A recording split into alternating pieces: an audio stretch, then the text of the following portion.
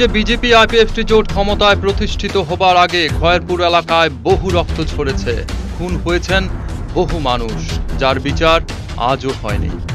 তাছাড়া গোটা খয়েরপুর এলাকা জুড়ে ছিল অস্ত্রের ঝনঝনানি।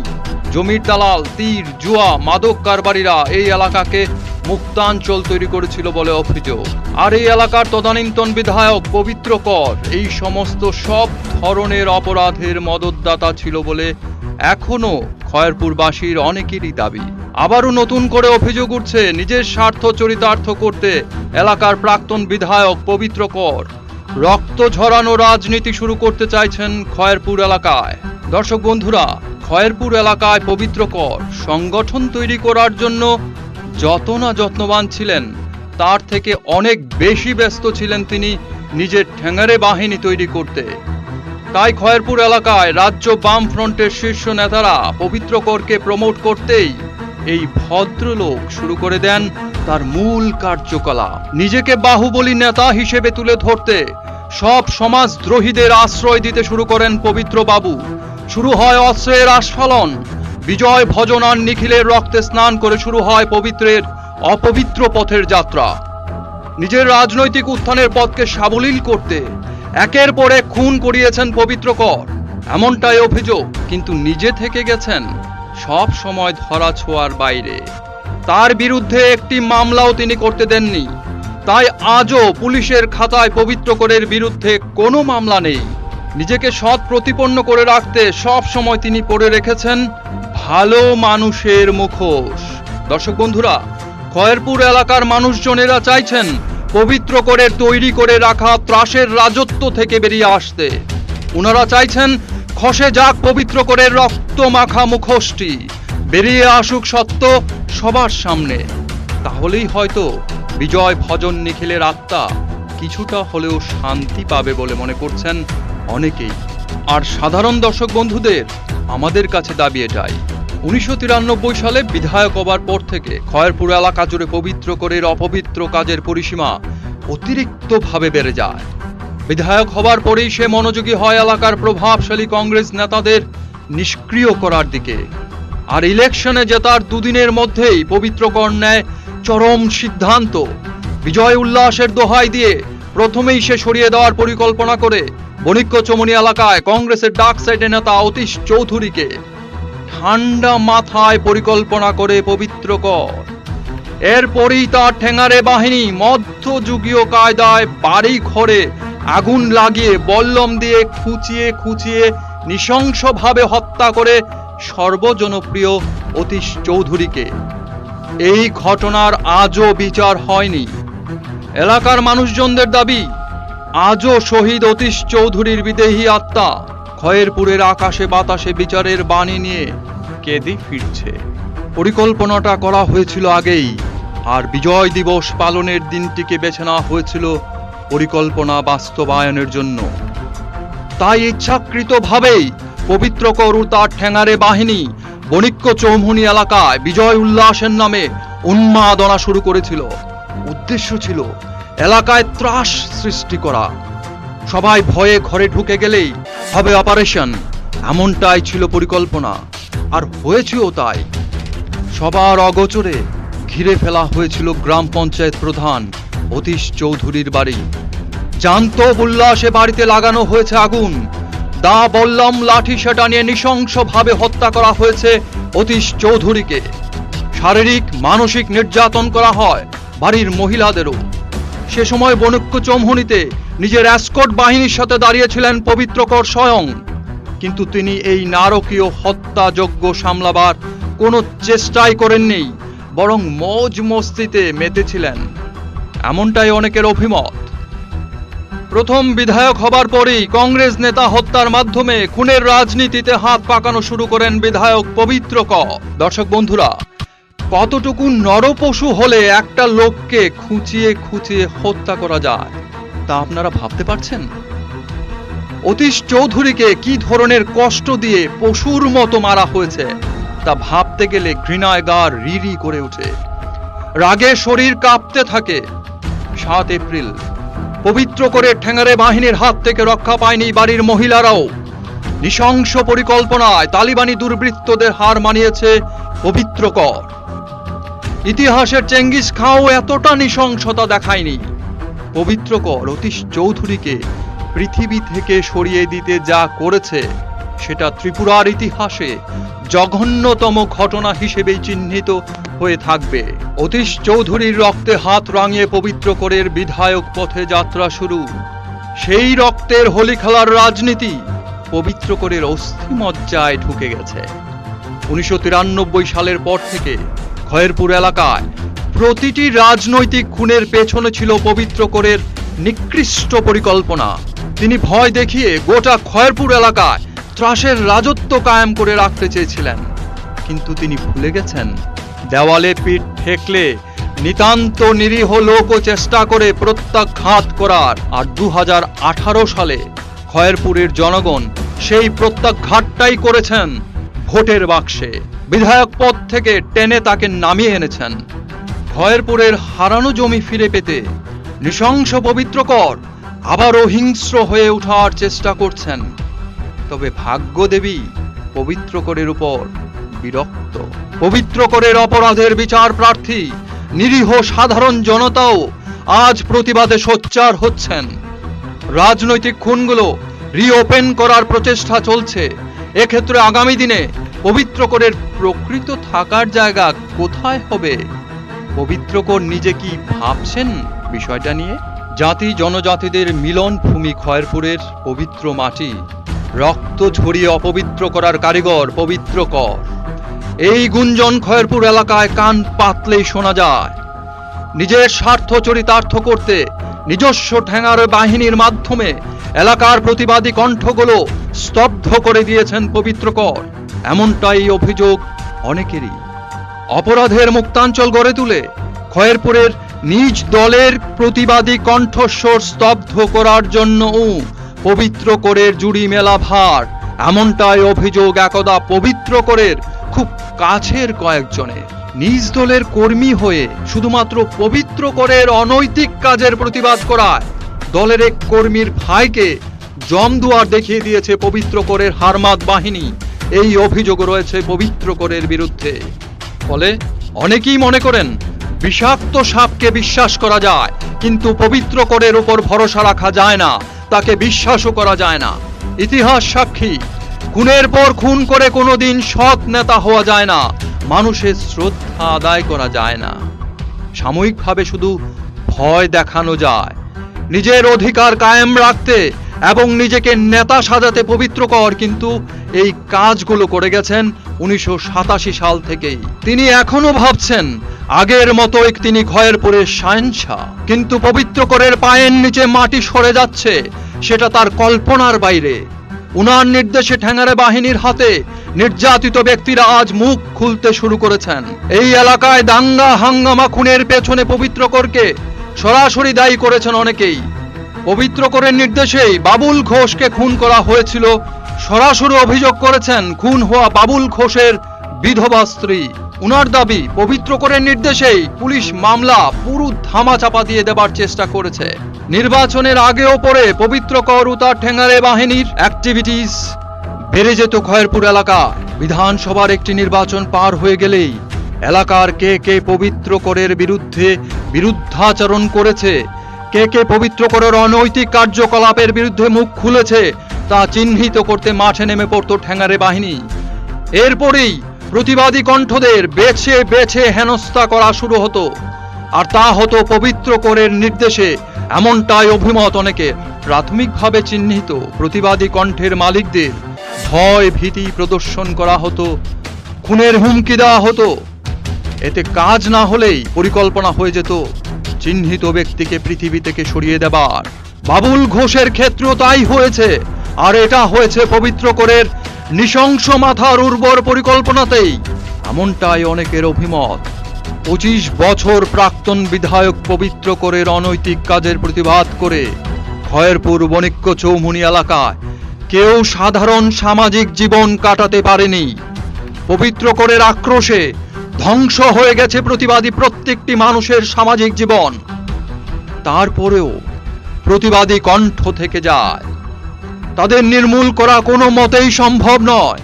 সত্যের জয় হবেই, কিন্তু লজ্জার বিষয়, খয়েরপুর বিধানসভা কেন্দ্রের প্রকৃত সত্য যখন আমরা জনসমক্ষে তুলে আনছি, সে মুহূর্তে আবারও পবিত্রকরের পোষা গুন্ডা বাহিনীর একাংশ সক্রিয় হয়ে ছবল মারার অপেক্ষায় ফনা দোলাচ্ছে। তবে আমরা ভয় পাই না। দর্শক বন্ধুরা, সার্চ ইন্ডিয়া টিএনএনও দর্শকদের কাছে অঙ্গীকারবদ্ধ, খয়েরপুরের প্রত্যেকটি হত্যাকাণ্ডের প্রকৃত তথ্য আমরা তুলে ধরব দর্শকদের সামনে। এক্ষেত্রে পবিত্রকর যদি নাটের গুরু হয়ে থাকেন, আমাদের কাছ থেকে তিনিও ছাড় পাবেন না। আমরা এর শেষ দেখতে নিজেদের প্রাণ বাজি রাখতেও রাজি। দর্শক বন্ধুরা, একে একে আমরা আমাদের এই ধারাবাহিকের চতুর্থ পর্ব শেষ করলাম। আমাদের পঞ্চম পর্বে দেখুন আরো লোমহর্ষক ঘটনা। দেখতে চোখ রাখুন সার্চ ইন্ডিয়া টিএনএন এর পর্দায়।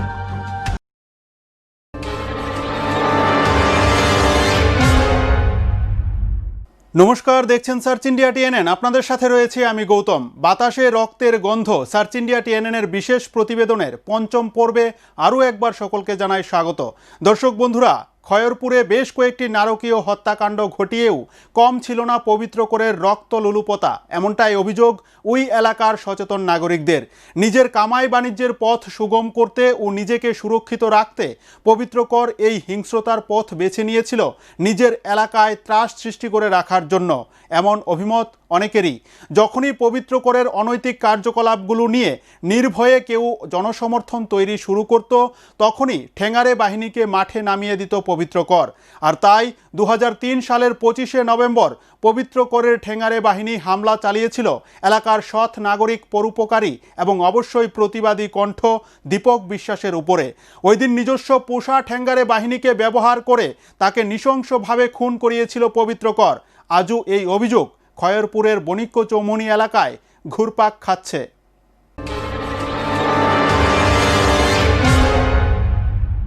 খয়েরপুরে 1987 সালের পর থেকে একের পর এক নারকীয় হত্যাকাণ্ড ঘটিয়েও রক্ত লোলুপতা কম ছিল না পবিত্রকরের, বরং তার হিংস্রতা দিন দিন বেড়েই চলছিল।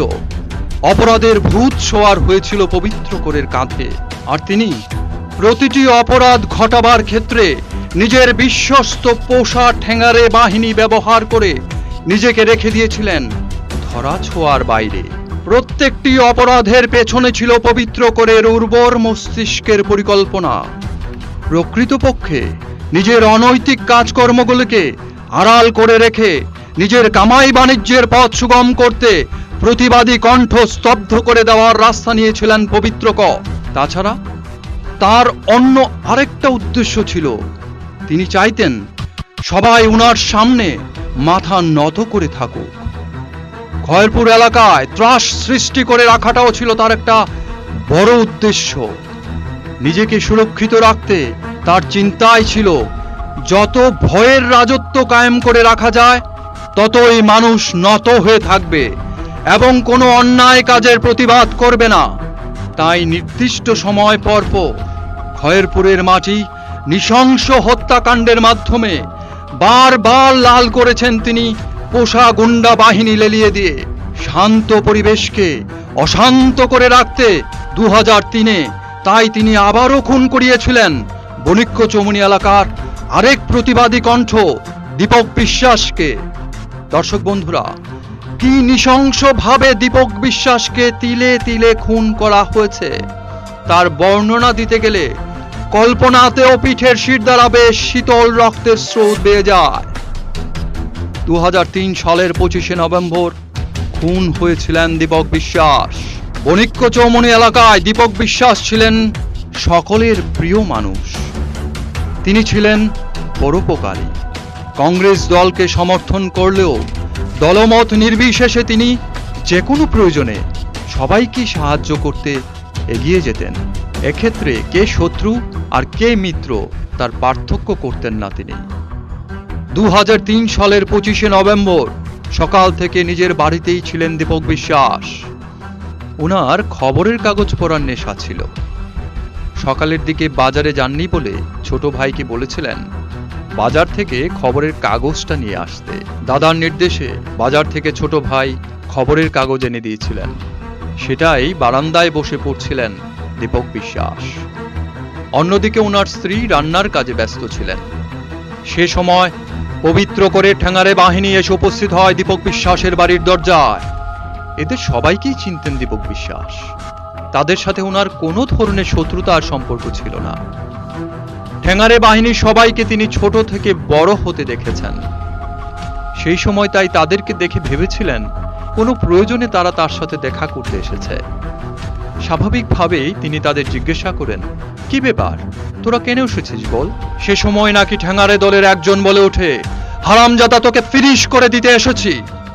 এ কথা বলতে বলতেই ঠ্যাঙারে বাহিনীর কয়েকজন গিয়ে ঢুকে রান্নাঘরে ঢুকেই মাফিয়াদের একজন ভাতের হাড়িতে লাঠির বাড়ি মারে। ইতিমধ্যেই ঠ্যাঙারে বাহিনী অন্যান্য ঘরগুলিতে হুড়মুড় করে ঢুকে যায়।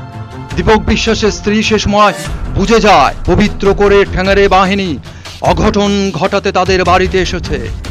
সঙ্গে সঙ্গেই তিনি জানালা দিয়ে দীপক বিশ্বাসকে ইঙ্গিত করে বলেন, তুমি সরে যাও।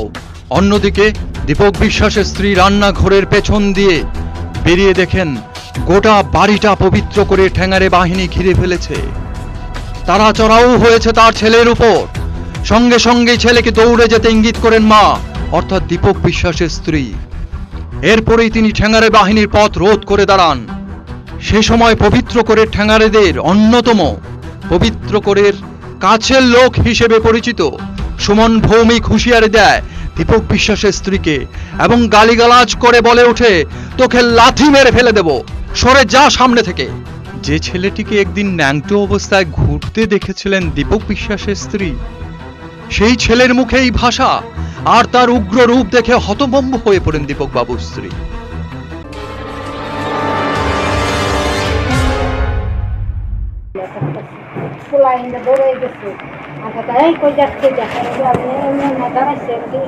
আমি যে কতক্ষণ এমনি দাঁড়াইছি অতক্ষণ ছেলেটা দৌড়ে গেছে না।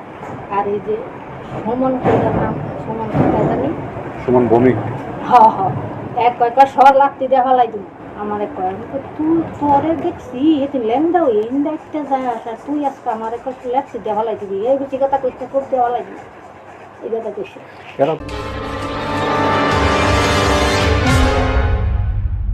এই ঘটনার মধ্যেই বাড়ি থেকে আত্মরক্ষার জন্য ছুটে বেরিয়ে যায় দীপক বিশ্বাস।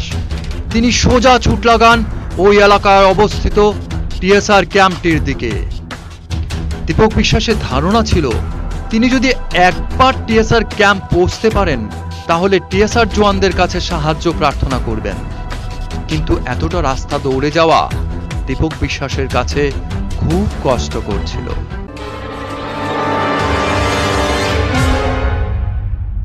অতীশ চৌধুরী এবং দীপক বিশ্বাসকে খুন করার মধ্যে একটা সিমিলারিটি রয়েছে। দুটি ক্ষেত্রেই পবিত্র করে ঠ্যাঙারে বাহিনী হামলে পড়েছিল খুন হওয়া ব্যক্তিদের বাড়িতে।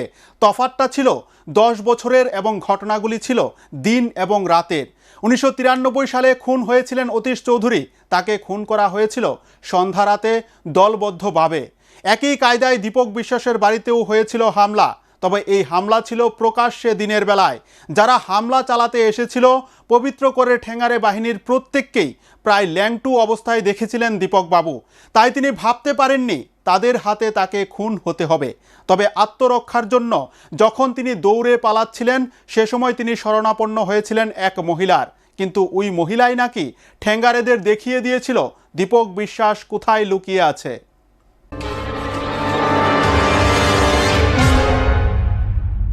একদিকে যখন দীপক বিশ্বাস প্রাণ বাঁচাতে প্রাণপণে ছুটছিলেন টিএসআর ক্যাম্পের দিকে, অন্যদিকে তখন পবিত্র করে ঠ্যাঙারে বাহিনী তাণ্ডব শুরু করে দীপক বিশ্বাসের বাড়িতে। ভয়ে আতঙ্কে তখন দীপক বিশ্বাসের ছেলে এবং বাড়ির অন্যান্য সদস্যরা ছোটাছুটি শুরু করে প্রাণ বাঁচাবার জন্য। চারদিকে শুরু হয় হই হুল্লোড়। এর মধ্যেই পবিত্র করের পোষা গুন্ডা বাহিনীর অন্যতম সুমন ভৌমিক, দুলাল দত্ত, রাজেশ সরকার ওরা বাড়িতে প্রত্যেকটি ঘরে আগুন ধরিয়ে দেয়।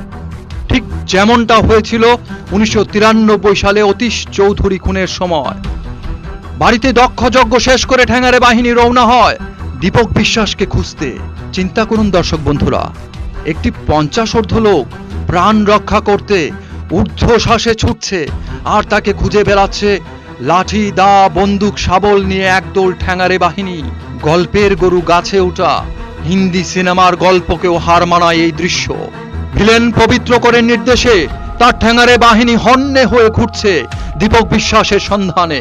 অপরদিকে দীপক বিশ্বাস ক্লান্ত অবসন্ন হয়ে প্রাণ বাঁচাতে দৌড়াচ্ছে। এক সময় প্রায় 500 মিটার দৌড়ে গিয়ে দীপক বাবু পৌঁছায় সুপ্রীতি দাস নামে এক মহিলার বাড়িতে। এতখানি পথ ছুটে আসার কারণে দীপক বাবু তখন হাঁপাচ্ছিলেন। তেষ্টায় ওনার ছাতি ফেটে যাচ্ছিল। সুপ্রীতি দাসকে দেখে ওনার কাছে একটু জল খেতে চান দীপক বিশ্বাস। একটু আশ্রয় ভিক্ষা করেন লুকাবার জন্য। ওনার ভরসা ছিল সুপ্রীতি দাস ওনার অনুরোধ রক্ষা করবেন, কারণ একসময় মারাত্মক অসুস্থ অবস্থায় এই সুপ্রীতি দাস দীপক বিশ্বাসের সাহায্য প্রার্থী হয়েছিলেন। হাসপাতালে ভর্তি হয়েছিলেন অসুস্থ হয়ে। সে সময় দীপক বিশ্বাস নিজের সাধ্য অনুযায়ী সুপ্রীতি দাসকে সাহায্য করেছিলেন। হাসপাতালে খাবার পৌঁছে দিয়েছিলেন। কিন্তু সেই সুপ্রীতি দাসের কাছে যখন তিনি লুকাবার জন্য একটি আশ্রয় চাইলেন, তেষ্টা মেটাবার জন্য জল খাবার চাইলেন, সেই সুপ্রীতি দাস তেলে বেগুনে জ্বলে উঠে দীপক বিশ্বাসকে গালাগাল শুরু করেন এবং বাড়ি থেকে বেরিয়ে যেতে বলেন। দীপক বিশ্বাস সুপ্রীতির ঘরে কাঠের চৌকির নিচে লুকাতে চেয়েছিলেন। সেখান থেকে ওনাকে বের করে দেন সুপ্রীতি। দীপক বিশ্বাসের উপকারের প্রতিদান এভাবেই দিয়েছিলেন সে সময় সুপ্রীতি দাস। আর তার কারণ একটাই, সুপ্রীতি দাস ছিলেন পবিত্র করের দলের লোক। যে লোকটা কোনোদিন সুপ্রীতি দাসের খোঁজ খবর নেয়নি, সেই লোকটাই হয়ে গিয়েছিল সে সময় সুপ্রীতি দাসের আপনজন। আর যে উপকার করেছিল তাকে গলা ধাক্কা দিয়ে বার করে দিয়েছিল সে। সুপ্রীতি দাসের কাছে আশ্রয় চেয়ে ব্যর্থ হয়ে সে সময় দীপক বিশ্বাস আবারও রাস্তায় নেমে ছুটতে শুরু করেন, কিন্তু বয়স্ক শরীর আর দিচ্ছিল না। সুপ্রীতির বাড়ি থেকে কিছুটা এগিয়ে একটি স্কুলের সামনে গিয়ে একটি গাছের নিচে থেমে পড়েন দীপক বিশ্বাস। সেখানে ছিল কিছুটা ঝোপঝাড় এবং একটি পরিত্যক্ত সোফা পড়েছিল। সেটার আড়ালেই মাথা গুজে প্রাণ বাঁচাবার জন্য লুকিয়ে পড়েন দীপক বিশ্বাস। কিন্তু ততক্ষণে সুপ্রীতি দাসের বাড়ির সামনে পৌঁছে গেছে পবিত্র করের ঘাতক বাহিনী। এই ঘাতক বাহিনীর নেতৃত্বে ছিল দুলাল দত্ত, সুমন ভৌমিক, বিনয় লোধ, রাজেশ সরকার সহ আরো বেশ কয়েকজন। ঘাতক বাহিনী সুপ্রীতি দাসকে জিজ্ঞাসা করে দীপক বিশ্বাস কোন দিকে গেছে। সে সময় নিজের প্রকৃত চরিত্র প্রকাশ করে সুপ্রীতি দাস দেখিয়ে দেয় দীপক বিশ্বাস কোথায় গিয়ে লুকিয়েছে, সেই দিকটি।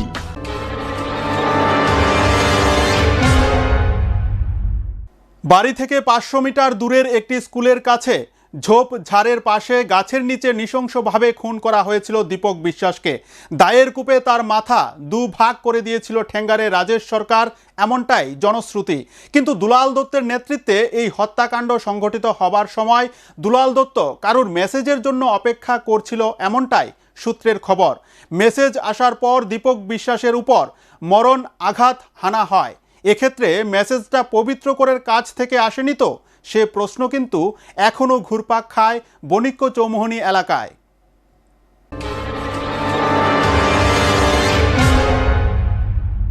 সুপ্রীতি দাসের কাছ থেকে নির্দিষ্ট দিকটির দিশা পেয়েই দুলাল দত্ত, রাজেশ সরকার ওরা খ্যাপা ষাঁড়ের মতো দৌড়াতে থাকে গাছটির দিকে। মুহূর্তের মধ্যে দীপক বিশ্বাসের লুকোনোর জায়গায় খুঁজে বের করে তাকে ঘিরে ধরে ঘাতক বাহিনী। শুরু হয় তার উপর মারধর। পালা করে দুলাল, বিনয়, রাজেশ, সুমন, ধনঞ্জয়, বিমল, দেবনাথরা অজস্র ধারায় কিল, চল, লাথি, খুশি মারতে শুরু করে দীপক বিশ্বাসকে। যে সমস্ত ছেলেপিলেকে একসময় দীপক বিশ্বাস ছোট থেকে বড় হতে দেখেছেন, সৎ পরামর্শ দিয়েছেন সৎ পথে চলার জন্য, তারাই 2003 সালে 25শে নভেম্বর হামলে পড়েছিল দীপক বিশ্বাসের উপরে। মারতে মারতে এক সময় ক্লান্ত হয়ে পড়ে দুলাল, বিনয়রা। অপরদিকে কষ্ট যন্ত্রণায় তখন মাটিতে পড়ে কাতরাচ্ছিলেন, গুঙ্গাচ্ছিলেন দীপক বিশ্বাস। সেই সময় দীপক বিশ্বাসের এই করুণ পরিণতি দেখে বাতাস স্তব্ধ হয়ে গিয়েছিল। গাছের পাতা নড়ছিল না। অনেক উপরে ভূতরে নীল আকাশে উঠছিল শকুন। ক্ষণিক সময়ের নিস্তব্ধতা, শুধু এলাকার নিস্তব্ধতাকে খান খান করে দিচ্ছিল দীপক বিশ্বাসের অস্ফুট গোঙানির আওয়াজ। এক সময় দীপক বিশ্বাস জল জল বলে কাতরাতে শুরু করেন। এলাকায় জনশ্রুতি, দীপক বিশ্বাসের এই জল দাও বলে কাতর আরতি শুনতে পেয়ে বদ্ধভূমির পাশে থাকা সুপ্রীতি দাস মগে করে প্রস্রাব এনে ঢেলে দিয়েছিল দীপক বিশ্বাসের মুখে।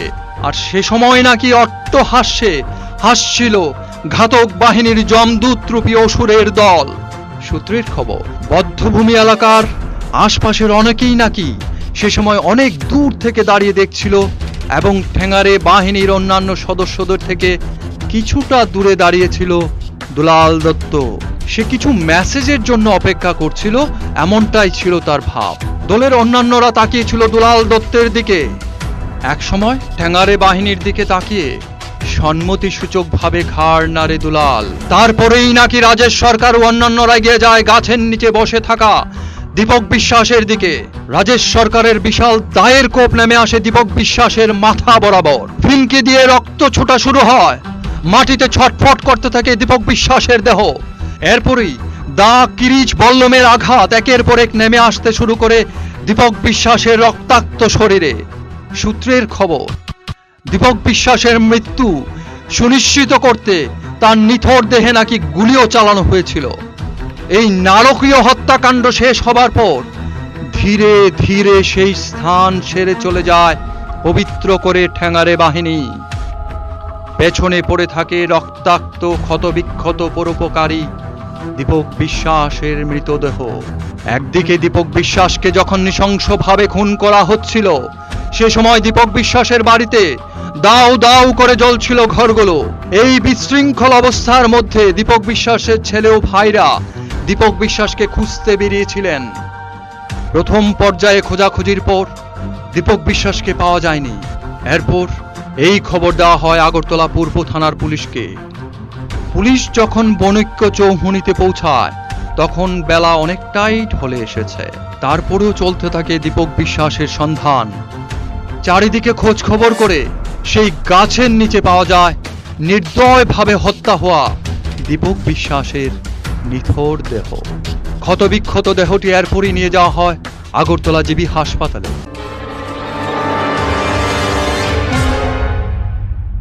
আমি ওনার ছোট ভাই। এখন এই বিশ্বাস বাড়িতে আমি বড়। 2003-এর ঘটনা। 25শে নভেম্বর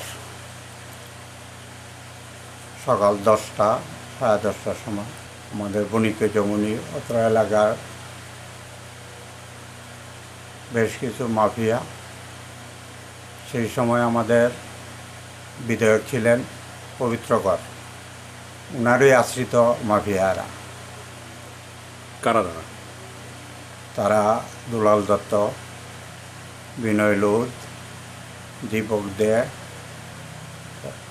রাজেশ সরকার, ধন বৈরাগী, বিমল দেবনাথ, নারায়ণ শীল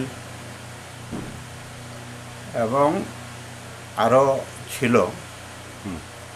সবাই অত্র এলাকারই, আশপাশে সুমন ভৌমিক, খয়েরপুরের, তারা লিড পার্সন, তারাই লিডিং করতো। এইসব লোকগুলি সকাল 10টায় হঠাৎ করে আয়া আমাদের বাড়িতে হামলা করছে। কিছু লোক আমাদের রাস্তার ফ্রন্ট দিয়ে আইছে, সামনে দিয়ে, আর কিছু লোক ওখান থেকে সাপ্লাই দিছে। একটা গ্রুপ রাখছিল, তারা মটর খাওয়াইয়া ছাড়ছে। তারপর আয়া হামলা করলো। হামলা করার পর আমরা 5 ভাই ছিলাম, আমরা 5 ভাই। তখন আমরা যার যেটি প্রাণ বাঁচানোর দিকে আমরা চতুর্দিকে দৌড়াদৌড়ি শুরু করলাম। তখন আমার বড় ভাইরে পিছনে ধাওয়া কইরা নিয়ে গেছে ওই আমাদের ওই টিয়াচার ক্যাম্পের দিকে একটা শান্তিপাড়া আছে, ওইদিকে ওই এক স্কুলের পাশ দিয়া তাই দৌড়াদৌড়ি করে যাইতেছে, তখন ওইখানের একটা মেয়ে লোক ছিল। মেয়ে লোকটার সুকৃতি মেয়ে লোকটার নাম। আর তখন তাই দৌড়তে দৌড়তে, এমন তো মোটামুটি বয়স্ক ছিল, জল পিপাসা হয়েছে, জল চাইছিল। সেখানেই এই সুকৃতি এইসব পোলাপানরে ডাক্তারিটা ধরাই দিছে। ওখান থেকে দৌড়ে একটা স্কুল মাঠ আছে, ওই মাঠের মধ্যে নিয়ে সুপ্রীতির টাইটেল সুকৃতি দাস মাঠের মধ্যে নিয়ে আসছে। যারা নাম বলছেন তারা এখানে গিয়া তারাই এনে লিড। এবং তখন তারে এমনও শুনছি আশপাশ থেকে তারে কূপ দেওয়ার আগে সেই লোকগুলি রাজেশ সরকার,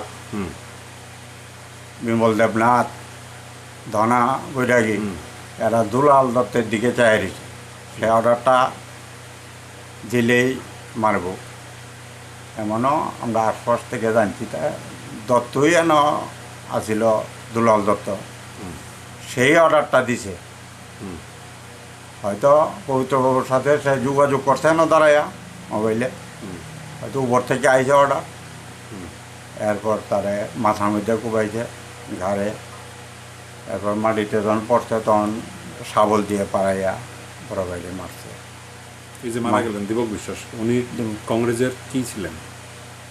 উনি কংগ্রেসের সভাপতি ছিলেন। এনে জড়িত একবারে পবিত্র করে ইশারাই। ওই দিন সকালে প্রত্যেক দিন আমার বড় ভাই তখন বাড়িতে কম বাড়িত, আমারে কইছিল যে একটু পত্রিকা দান।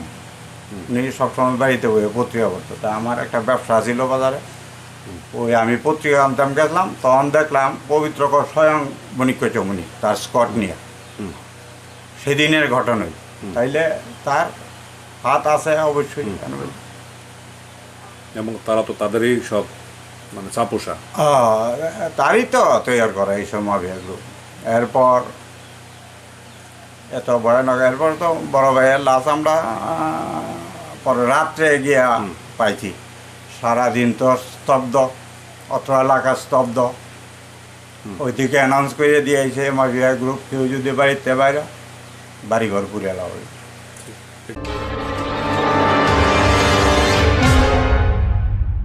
প্রচণ্ড আক্রোশ থাকলে তবে নৃশংসভাবে কাউকে খুন করা সম্ভব হতে পারে, কিন্তু নিপাট ভালো মানুষ দীপক বিশ্বাসের সাথে কারো শত্রুতা ছিল না। তারপরেও শুধুমাত্র ব্যক্তিগত আক্রোশ চরিতার্থ করতে গিয়ে পবিত্র কোরের ঠেঙ্গারে বাহিনী একটি পরোপকারী মানুষকে খুন করেছে।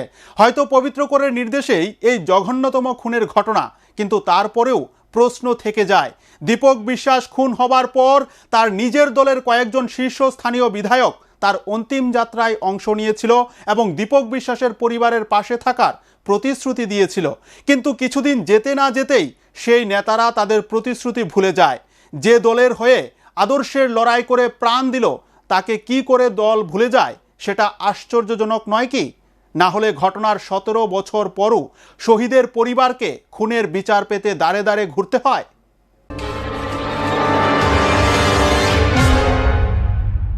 দর্শক বন্ধুরা, দীপক বিশ্বাসকে যখন বদ্ধভূমিতে নির্দয়ভাবে খুন করা হচ্ছিল, সে সময় সূত্রের খবর অনুযায়ী পবিত্র করে ঠেঙ্গারে বাহিনীর ডান হাত দুলাল দত্ত কিছুটা দূরে দাঁড়িয়ে কোনো একটা মেসেজের প্রতীক্ষা করছিল। এই মেসেজটা কার কাছ থেকে আসার কথা ছিল সেটা কিন্তু এখনো রহস্য। কারণ মেসেজ পাওয়ার পরই নাকি দীপক বিশ্বাসের উপর মরণ আঘাত করা হয়। এক্ষেত্রে এটাই স্পষ্ট, যেহেতু দুলাল দত্ত, বিনয় লোধ, রাজেশ সরকার, সুমন ভৌমিকরা পবিত্র কোরের নির্দেশে বাইরে কোনো কাজ করে না, তাহলে সেই মেসেজটা এসেছিল হয়তোবা পবিত্র কোরের কাছ থেকেই। আর পবিত্র কোরের কাছ থেকে খতম করার নির্দেশ আসার পরেই দীপক বিশ্বাসের ভবলীলা সাঙ্গ করে দিয়েছিল ঘাতক বাহিনী, এমনটাই অভিযোগ। দীপক বিশ্বাসের আত্মীয় পরিজনরাও বিশ্বাস করে পবিত্র কোরের নির্দেশেই দীপক বিশ্বাসকে মরণ আঘাত করা হয়েছিল। দর্শক বন্ধুরা, পাগলা কুকুরের মতোই নৃশংসভাবে 1993 সালে 7 এপ্রিল খুন করা হয়েছিল বণিক্য চৌমুহনীর গ্রাম প্রধান অতীশ চৌধুরীকে। এর 10 বছর পর একই কায়দায় খুন করা হয়েছে দীপক বিশ্বাসকে। দুটো খুনের ঘটনাই ছিল নৃশংসতায় ভরপুর। এই দুটি খুনের ঘটনায় এখনো পর্যন্ত বিচার পাননি খুন হওয়া দুই পরিবারের সদস্যরা। অবশ্য এখানে বলা যায়, বাম আমলে ঘটে যাওয়া কোনো খুনের ঘটনায় খুন হওয়া পরিবারের কেউ বিচার পাননি এই খয়েরপুরে। আর প্রতিটা খুনের ঘটনা এবং মামলা পবিত্রকরের মাফিয়াগিরির কারণেই ধামাচাপা পড়েছে বলে সূত্রের খবর। তবে দীপক বিশ্বাসের খুনের পর কিছুটা নড়েচড়ে বসেছিল কংগ্রেস দল। কয়েক হাজার লোক হাসপাতাল থেকে মিছিল করে দীপক বিশ্বাসকে খয়েরপুর বণিক্য চৌমুহনীতে নিয়ে এসেছিল। এই মিছিলে ছিলেন তৎকালীন প্রদেশ কংগ্রেস সভাপতি বীরজিৎ সিনহা, রতনলাল নাথ, সুদীপ রায় বর্মন, দীপক নাগ সহ অন্যান্য নেতারা। নিজেদের কাঁধে বয়ে এই নেতারা দীপক বিশ্বাসের মৃতদেহ নিয়ে গিয়েছিলেন শ্মশানে এবং শবদাহ সৎকর্মে অংশ নিয়েছিলেন। দীপক বিশ্বাসের মৃত্যুর পরেই বণিক্য চৌমুহনী এলাকায় নেমে আসে চাপা আতঙ্ক। সন্ধ্যার পর থেকে সাধারণ মানুষজন ঘর থেকে বের হওয়ার সাহস দেখাতেন না। ঘটনার পরিপ্রেক্ষিতে আগরতলা পূর্ব থানায় মামলা দায়ের করা হয়েছিল, কিন্তু সেখানেও ছিল তৎকালীন বাম বিধায়ক পবিত্রকরের রক্তচক্ষুর ভ্রুকুটি। জানা গেছে, যে সময় দীপক বিশ্বাসের ছেলে থানায় মামলা করতে গিয়েছিলেন, সে সময় তার পেছনে ধাওয়া করেছিল পবিত্রকরের ঠ্যাঙারে বাহিনী। ফলে ভয়ে থাকাতে পুলিশ অফিসারের সাথে ঠিকভাবে কথা বলতে পারেননি দীপক বিশ্বাসের ছেলে। অভিযোগ, এই মামলা দায়েরের পর পুলিশ তদন্তের নামে ভরং দেখিয়েছে। সূত্রের খবর, 6 দিন ধরে দীপক বিশ্বাসের খুনের জড়িতরা প্রকাশ্যে ঘুরে বেরিয়েছে, কিন্তু তাদের ধরার ব্যাপারে কোনো ধরনের তৎপরতা দেখায়নি পুলিশ। অভিযোগ, পুলিশের সামনে দিয়েই এই ঠ্যাঙারে বাহিনীর খুনিরা ঘোরাফেরা করত। পুলিশ দেখেও না দেখার ভান করত। আর তৎকালীন বিধায়ক পবিত্রকরের নির্দেশেই পুলিশ অভিযুক্তদের নিরাপদে পালাবার সুযোগ করে দিয়েছিল বলে দাবি অনেকেরই। 6 দিন ধরে অভিযুক্তরা প্রকাশ্যে ঘুরে বেড়ানোর ফলে রীতিমতো আতঙ্ক ছড়িয়ে পড়েছিল বণিক্য চৌমুহনী এলাকায়। এরপরই ফের তৎকালীন প্রদেশ কংগ্রেস সভাপতি বীরজিৎ সিনহা, রতনলাল নাথ, সুদীপ রায় বর্মন, দীপক নাগ সহ অন্যান্য কংগ্রেস নেতারা আগরতলা পূর্ব থানায় ডেপুটেশন দেয় অভিযুক্তদের গ্রেপ্তারের জন্য। তদানীন্তন সেন্ট্রাল ডিএসপি নিত্যানন্দ বিশ্বাস এই ডেপুটেশনের পরিপ্রেক্ষিতে আশ্বাস দিয়েছিলেন অভিযুক্তদের গ্রেপ্তার করা হবে। ডেপুটেশনের পরপর পুলিশ গ্রেপ্তার করে সুমন ভৌমিক এবং দীপক দে নামে 2 অভিযুক্তকে দুর্গা চৌধুরী পাড়া থেকে তাদেরকে গ্রেপ্তার করা হয়েছিল। বাস এইটুকুই ছিল পুলিশের কর্তব্য। দীপক বিশ্বাসের মরদেহ যে কংগ্রেস নেতারা কাঁধে বয়ে শ্মশান ঘাটে নিয়ে গিয়েছিলেন, খুব তাড়াতাড়ি তারাও ভুলে গিয়েছিলেন দীপক বিশ্বাসের খুনের বিষয়টি। এই ছিল তৎকালীন কংগ্রেস নেতাদের দায়িত্ববোধ। যে দলের জন্য দীপক বিশ্বাস খুন হয়েছেন, কিছুদিন যেতে না যেতেই সেই দলের নেতারা ভুলে গেলেন দীপক বিশ্বাসকে এবং তার অসহায় পরিবারের সদস্যদের। দীপক বিশ্বাসের স্ত্রী পুত্ররা মামলা চালাবার জন্য হিমশিম খাচ্ছিলেন। তখন কংগ্রেস দল থেকে তাদেরকে 10 টাকাও সাহায্য করা হয়নি, এমনটাই জানিয়েছেন শহীদ দীপক বিশ্বাসের স্ত্রী।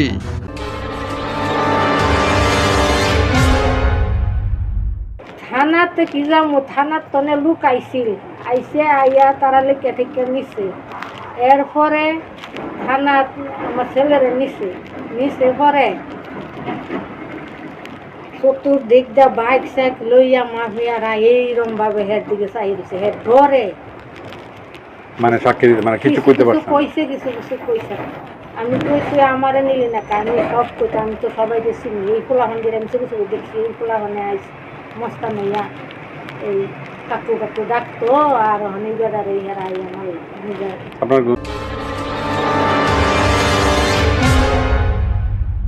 25 নভেম্বর 2003, তখন তো ইলেকশনের কিছু নাই। তখন বাবা 11টা বাজে দুপুরে উঠানের মধ্যে বই আসিল, পেপার পড়তেছিল। আর মা কইতেছে যে আয়া দশম ভাত খেয়ে যাও। তো মা বাবা উঠটা ভাত খাইতে যাইব, হঠাৎ চাহিয়া দেখে যে অনেক লোক আমাদের বাড়ির পিছনে দাও টাও তারা তখন সিপিএমের মাফিয়া হিসেবে পরিচিত তারা আছিল। তারপরে যখন ডান দিকে দৌড়ছে তখন এই দিকে যায় দেখা 4-5 জন দাঁড়া রয়েছে, বা দিকে 4-5 জন দাঁড়া রয়েছে, যেদিকে যায় এই বাড়িতে চারিদিকে ঘেরাও করা ছিল বাড়ি। তারপরে বাবা বাইরিয়া রাস্তার দিকে বাইরিয়া দৌড়াইয়া সামনে দিয়ে গেল। তো আমরা পরে পিছনে আমরা তো যাইতে পারছি না, সবাই চারিদিকে সরাসরি সুইটটা গেছি। তখন কিছুক্ষণ পরে দেখা গেল যে আমরা আবার চিল্লাচিল্লি করে, তারা যখন গেল পুলিশ টুলিশ আইলো, চিল্লাচিল্লি করে গেলাম 2টা-2:30টার দিকে। তখন লাশ পাওয়া গেছে আর কি, মাইরা ফেলাই দিয়ে বাবারে মাইরা ফেলাই দিয়ে গেছে। এটা বাড়ির থেকে প্রায় 500 মিটার দূরে হইব, মানে যতটুকু পর্যন্ত দৌড়াই গেছিল আর কি। তারপরে আর দৌড়ে যেতে পারেন। বন্দুক, শাবল, সিপিএমের এমএলএ ছিল পবিত্র ঘর, লোকগুলি আইছিল আক্রমণ করছে। কিন্তু কত হয়েছে আমাদের কংগ্রেসের এমএলএ ছিল রতন ঘোষ ছিল। পরে আমরা কংগ্রেসের নেতৃত্বে আইসি আর কি। হ্যাঁ, তখন 500 মিটার দূরে তখন তো সবাই চিল্লাচিল্লি করতে লাগলো, বাইরের সব আমরা সবাই গেল চিল্লাচিল্লি করতে লাগলো, বাবা কই গেছে, পাওয়া যাইতেছে না। পরে পুলিশ আইলো, একবার দেখলো পাওয়া গেছে না, দ্বিতীয়বার আরও পুলিশ বেশি করে আইলো। তখন গিয়া দেখলো একটা জুপের মধ্যে মানে কূপ দিয়ে ফেলাই রাখছে আর কি। সারা শরীরে দাওয়ের লাঠির দাগ ছিল, মাথার মধ্যে একটা কূপ। হ্যাঁ, থানায় কেস করা হয়েছিল, থানায় যাওয়া হয়েছে। পরে তারা তো ইনভেস্টিগেশন করে বাইর করে, যেহেতু আমরা তখন আমাদের জীবন জীবিকা নিয়েই মানে মারাত্মক অবস্থায় আসলাম, আমরা কীভাবে কী করুন তাও বুঝতে পাইতেছিলাম না। তখন দেওয়া হয়েছে যে ঠিক আছে আপনারা ইনভেস্টিগেশন করিয়া আপনারা দেখেন যে কী করা যায়। কিন্তু প্রথম তো আমরা ভয়ের নাম, সবের নাম কইতেও ভয় পাইছিল। পরবর্তী সময় আমরা গিয়া থানার মধ্যে গিয়া কয়েকজনের নাম কওয়া হয়েছিল, কিন্তু ওইসব নাম টাম তো আর আইসে না, কিচ্ছু হয়েছে না। আমরা কিছু দীপক বিশ্বাস খুনের ঘটনার পর শহীদের স্ত্রী তার পুত্রকে নিয়ে অসহায় হয়ে পড়েছিলেন। অর্থনৈতিক বিপর্যয় সহ সামাজিক নিরাপত্তার অভাবে ভুগছিলেন তিনি। তৎকালীন কংগ্রেস নেতাদের কাছে গিয়ে এই কথাগুলো বলার পর কংগ্রেস দলের পক্ষ থেকে শুধু তাদেরকে একটা কোয়ার্টারে থাকার ব্যবস্থা করে দেওয়া হয়েছিল। সে সময় শহীদ দীপক বিশ্বাসের বড় ছেলে দিন মজুরি করে সংসার প্রতিপালন করার গুরুদায়িত্ব মাথায় তুলে নিয়েছিলেন। এই বিপর্যস্ত অবস্থায় দীপক বিশ্বাসের ছেলেরা মেধাবী হওয়ার পরেও ঠিকভাবে পড়াশোনা চালিয়ে যেতে পারেননি। তাদের হয়নি কোনো ধরনের চাকরি। 2003 সালের পর কেটে গেছে 17 বছর, কিন্তু এখনো 25শে নভেম্বরের সেই দুর্বিষহ ঘটনার কথা ভুলতে পারেন না দীপক বিশ্বাসের পরিবারের সদস্যরা। এখনো জননেতা দীপক বিশ্বাসের খুনের বিচার পায়নি তার পরিবার। সে সময় বিরজিৎ সিনহা, রতন নাথ, সুদীপ রায় বর্মন সব সময় এই পরিবারের পাশে থাকার আশ্বাস দিলেও এই আশ্বাসই তারা এখনো পর্যন্ত দীপক বিশ্বাসের পরিবারের সদস্যদের সুবিচার পাইয়ে দেবার জন্য কোনো ধরনের পদক্ষেপ গ্রহণ করেননি। হায়রে রাজনীতি! দীপক বিশ্বাসের পরিবার এখনো সুবিচার পাওয়ার প্রত্যাশা এই মামলাটি রিওপেন করার জন্য বারবার তদবির করেছেন। সমস্ত নথি নিয়ে আইনমন্ত্রীর দ্বারস্থ হয়েছিলেন, কোনো লাভ হয়নি। আইনমন্ত্রী রতনলাল নাথ একদিন দীপক বিশ্বাস খুন হওয়ার পর তার শবদেহ কাঁধে নিয়ে শ্মশান ঘাটে গিয়েছিলেন, মিছিলে হেঁটেছিলেন।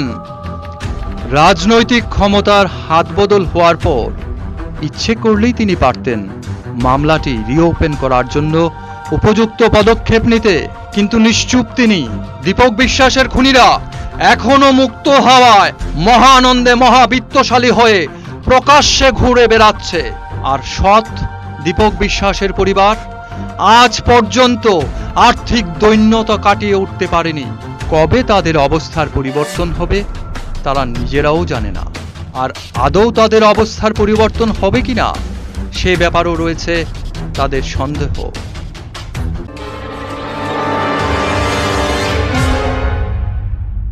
একের পর এক খুনের ঘটনায় রক্তস্নাত হয়েছে খয়েরপুরের ভূমি। পবিত্র করের ঠেঙ্গারে বাহিনীর হাতে যতগুলি খুন হয়েছে সেই সব খুনের একটিরও বিচার হয়নি। অপরাধীরা ঘুরে বেড়াচ্ছে। অপরাধের নাটের গুরু এখনো বহাল তবিয়তে নিজের রাজনৈতিক কেরিয়ার এগিয়ে নিয়ে যাওয়ার ভাবনায় মশগুল। কিন্তু প্রতিবাদী কণ্ঠ কখনো থেমে যায় না। সেটা ভুলে গেছে নাটের গুরু। তাই তার প্রত্যেকটি অপরাধের মৌচাকে ঢিল পড়তেই নাটের গুরুর ভেতরের শয়তান ছটফট করতে শুরু করেছে। ভয়ে সে আত্মরক্ষার পথ খুঁজছে।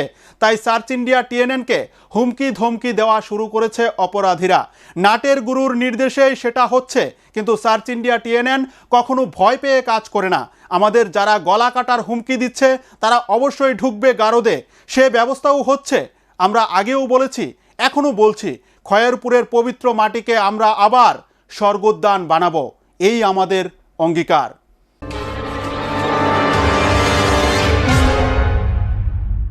দর্শক বন্ধুরা, পঞ্চম পর্ব আজকের মতো এখানেই শেষ করছি। সবাই ভালো থাকবেন, সুস্থ থাকবেন এবং অবশ্যই আগামী পর্ব দেখতে চোখ রাখবেন সার্চ ইন্ডিয়া টিএনএন এর পর্দায়।